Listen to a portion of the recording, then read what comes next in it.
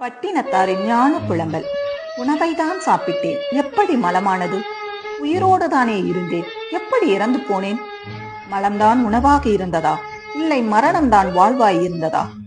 இன்னும் இழுத்து கொண்டிருக்கிறானே, செத்து தொலையவில்லையே என்று மனைவியின் சுற்றமும் பேசிய போது என்னை 100 ஆண்டு வாழ்க என வாழ்த்தியது நினைவுக்கு வந்தது. இதுவரை எனது கோடாரியால் நான் எனது வேரையல்லவா வெட்டியிருக்கிறேன். நான் விரும்பியவை எல்லாம் என்னை வெறுத்து கொண்டிருக்கின்றன. இளமையாய் இருக்கும் போதே முதுமையை பழகி இருக்க வேண்டும். அறுசுவை உணவை தேடி தேடி உண்ணும் போதே அது மலமாகும் என்று உணர்ந்திருந்தால் அடுத்தவர் உணவை நான் பறித்திருக்க மாட்டேன்.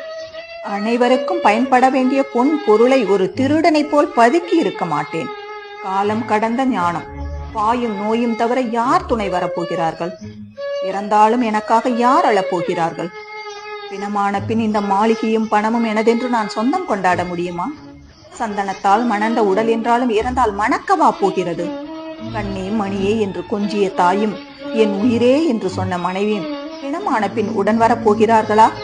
பிரிய மாட்டேன் என்று சொன்னவர்கள் பிணம் என்று வீசி சென்ற பிறகு மண் என்னை பார்த்து, மகனே நான் இருக்கின்றேன், என் மடியில் வந்து உறங்கு என்று என்னை மார்போடு தழுவிக் கொண்டது.